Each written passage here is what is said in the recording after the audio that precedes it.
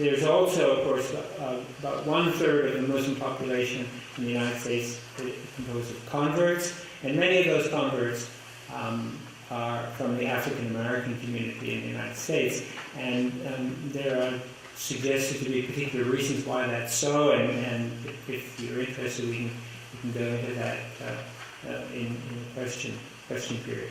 No one knows precisely, because on the census we don't ask people to identify themselves by their religious faith, so we can only estimate how many Muslims there are in the country. The best estimates I've seen are somewhere between 4 to 6 million Americans are Muslim. And as I said, many came from conflict-ridden areas and so forth. Up until 9/11, the general consensus within the Muslim community was to just fit in.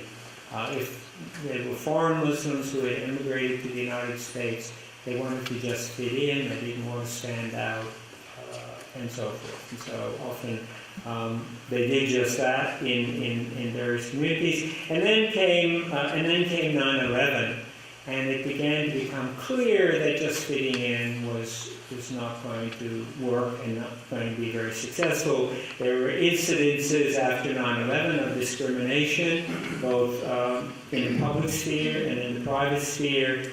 And this indeed is the great dilemma of a free society like ours in times of threat. On one hand, there's the desire to maintain security, and on the other, the need to maintain individual rights. And there's a famous quote I heard recently, in the face of war, the law falls silent. And this has presented a problem during the war on terror. Muslim men, especially Arabs and Persians, but not exclusively those by any means, were pressed to register and submit to interrogation. Many non-citizens were expelled. Privately, anyone who looked like a Muslim or an Arab might be subjected to harassment.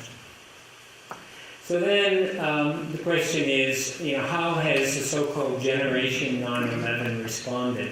And scholars in the field are referring to Generation 9/11 as young Muslims after the 9/11 attacks 10 years ago. And so some young Muslims have responded by rejecting their religious beliefs, changing their names, and trying to disappear and fit into the larger population. A very few, about whom we have heard much in the media, have embraced the extremist message.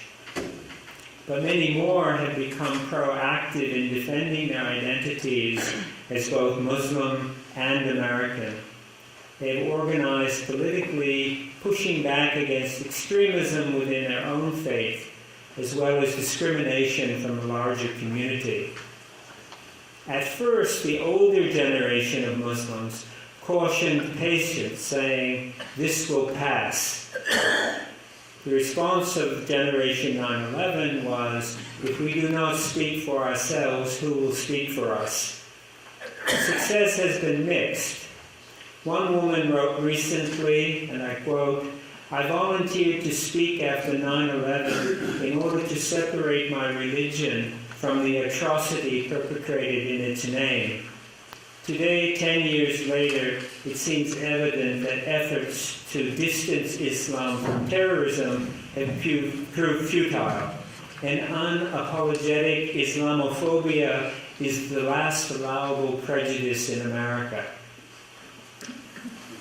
That's a pretty critical assessment, but there are more hopeful signs as well. In Tennessee, a Muslim rapid response team has been set up, a comedy group, of all things, entitled "The Muslims Are Coming." It's toured the South and will soon be in the Midwest. Dean Obaidallah, who organized this project, claims its visits to several southern states was great success. According to Obaidallah, "We are exploring the question, what type of country do we want? one where minority religions are harassed, persecuted, and given less freedom, or a nation where all religions are treated equally. Having suffered a backlash from the horrific acts of terrorists, he says, Muslims despise them perhaps even more than the broader community does. Still, there have been numerous examples of discrimination. And we know about these, we read about these, the dispute over a building of a mosque in Murfreesboro, Tennessee, and the attacks on their property and destruction there.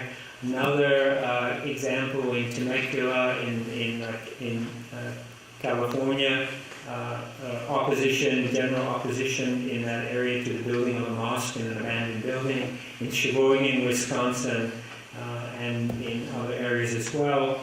Also, the development of an Islamic center in Lower Manhattan, which was considered not to be far enough from ground zero, and profiling at airports, which is fairly commonplace and still takes place to a large extent. If you look the type, profiling is very likely. These are, of course, not only challenges to Muslims, but to the whole community. That means us and Muslims in the community as well. How will we respond? At the time of the Constitution, James Madison saw clearly that one of the most important questions facing the Founding Fathers was how will the majority deal with the minority, particularly in times of difficulty and stress? And this is as important a question today as it was in the 1780s. And then there's one final consideration about this ongoing question of the relationship between the Muslim community and the larger community and the feelings and so forth of Americans generally.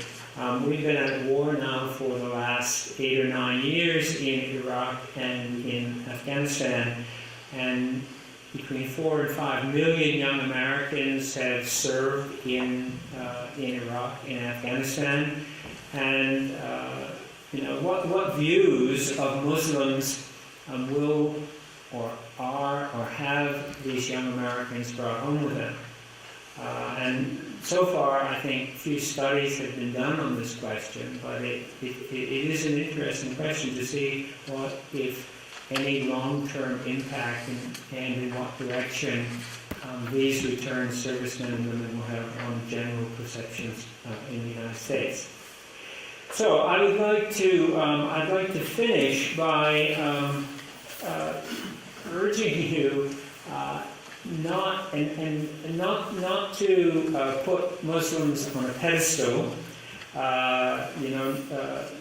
which is sometimes a response, but to see them as diverse, complex, and struggling with the same kinds of problems that we all struggle with, regardless of our faith.